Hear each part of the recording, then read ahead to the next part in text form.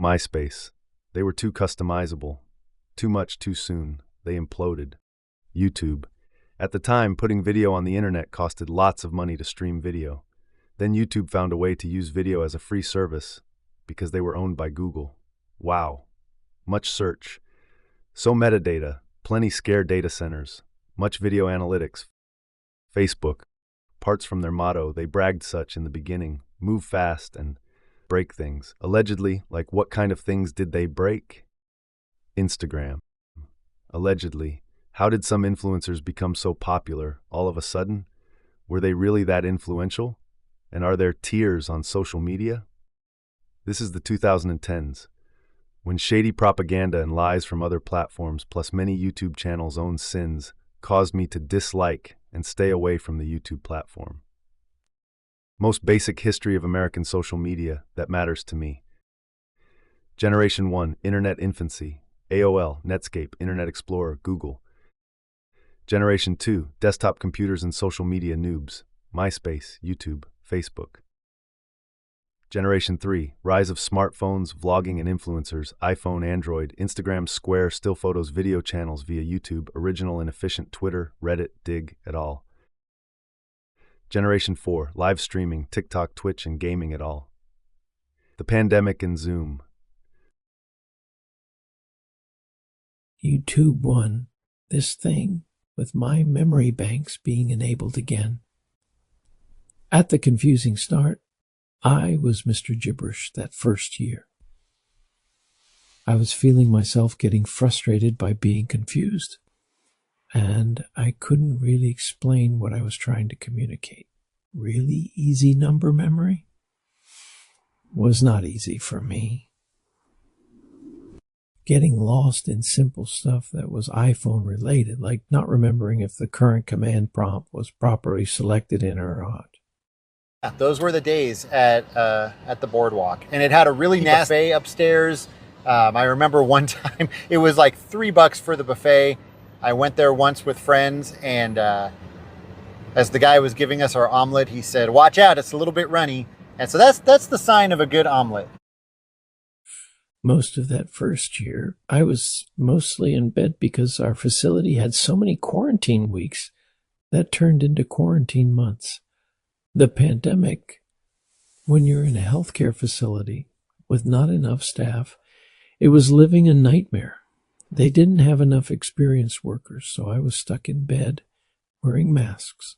My fellow patients around me got COVID in those 2 years. 3 patients, our former roommates, they actually died in our room. New York, luckily still here. Nothing's really changed on New York. And same with Excalibur. Luckily, those two remain. When those two are gone, I think that's going to be it for me with Vegas. YouTube 3, my new cell phone account, because I couldn't remember my password. And most probably, by a stroke of luck, that wasn't mine, or good. But for the identity fraudsters, I was actually lost inside my head, locked inside my head. And I felt so distant, so far away. So I didn't really watch YouTube at all until about 3 years ago.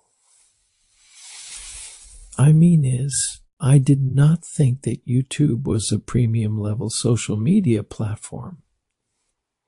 I was convinced by the loudmouth popular masses that I should be paying all of my attention to Poop Face and Crappy Fart apps years before. Poop Face and Crappy Fart, the 2 most popular social media platforms online. This is the Vegas that I like. This is when I first started coming to Vegas. This is what I was attracted to. Things like New York, Excalibur, Treasure Island. 2, 4.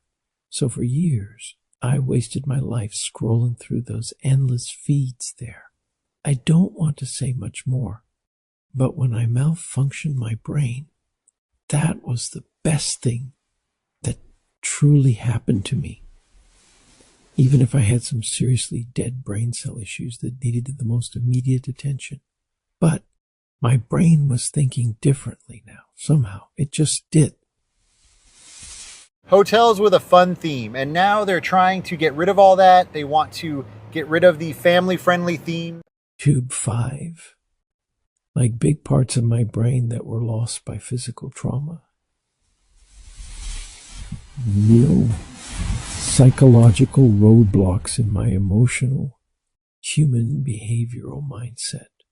Somehow in the rearranging of my nerve connections. This is today, in the here and now. This is how I see it. Overlying mental roadblocks, they did not transfer over. They didn't become other new copies in my brain.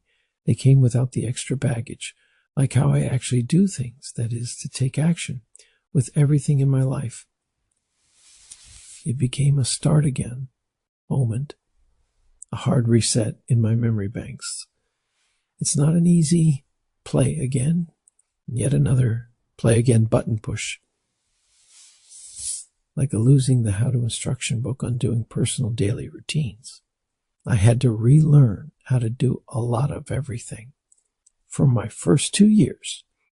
But Bally's is gone. Used to be right here. The building is still there, and you can still see where it used to say Bally's. But there's now a CVS in front of it, and the Horseshoe Hotel. 5.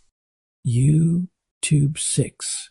In my discovery, when I lost consciousness for months, and that was exactly then I got my identity stolen for credit cards in my poop face account. I then realized that I felt differently about my social media. I wasn't really connected. It was a superficial place. A true facade, if ever there was one, and after my accident, I scrutinized my social media activities. I looked at my social media as if I was someone else, a person from the outside. Flamingo, of course, still here.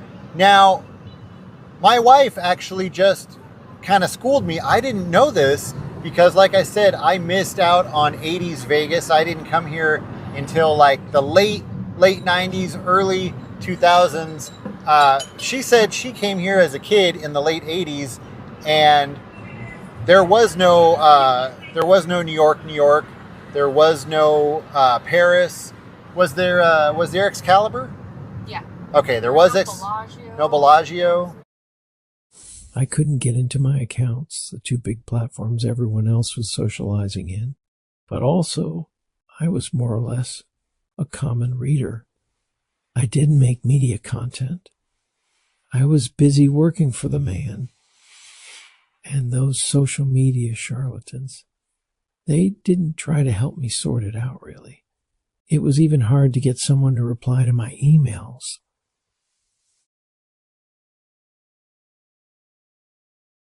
Here is a screenshot from an episode of the A-Team, and that's looking at all of this right here, and you can see there's basically nothing that still looks the same except for Circus. Right here is where Riviera would have been, another classic hotel on the Strip. This is where they had the butt statue that everyone would rub as they went into the casino for luck, right? That was the deal with that statue, am I right? I love doing the news in Vegas because you just never know what's going to come out of your mouth. The world famous Crazy Girl's butt statue is settled inside the Planet Hollywood, and let's take a live look. Here you can see those bronze butts. Tube 7, because I didn't live there anymore, or I didn't have a phone number anywhere near where I lived before. Also, I had to get a new phone. I was displaced.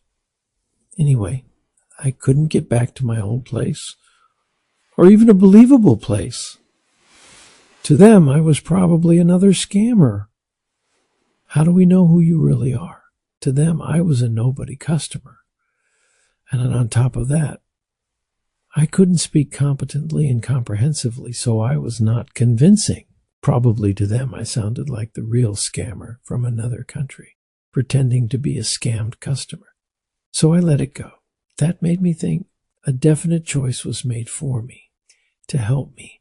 I believe it was the Holy Spirit that was helping me. He truly did help me. That's how I learned about YouTube and how much it had changed in the time I thought it was something so very different. At one time, I believed it was allegedly evil. Now, this was torn down, and supposedly they're going to be expanding the convention center. So that's what's going to be in place of the Riviera. YouTube 8. In one big paragraph, YouTube changed for the better. Before, they had rampant and questionable. These are for kids shows. Before, they also had countless prank videos of tasteless, harmful, or immoral in nature. Especially, they used to broadcast fraudulent political shows without any actual policing, where hosts could tell lies and there was no consequences. Not anymore. Back then, I thought that the patients were running the asylum. So, thanks. To me, at the time, saw myself as an upstanding citizen who actually could stand on 2 feet. At the time, how I saw YouTube back then, I saw it as an abscess. I watched videos of horrific tragedies on global scale, and shady prawn videos with illegal activities, and prank videos with actual injuries, overdubbed with canned laughter. A questionable place to a terrible place, or so I thought. The stratosphere is still here. They've gone through a lot of changes on the rides on top. I think the roller coaster is gone. If I might be mistaken on that. 9CH9. I was getting all those. Now I realize it. Sketchy newsfeed stories, maybe propaganda, or maybe phony baloney shit, all in my own email box.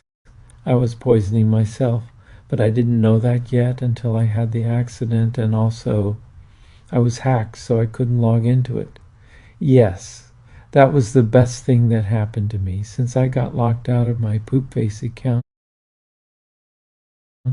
I discovered that YouTube was actually an overall good, and nowadays an even better than I thought, wholesome platform. I see YouTube as a more honest company, essentially better than their competitors who are leading me to believe what is not. This is an extremely valuable lesson. So that's how I rediscovered YouTube.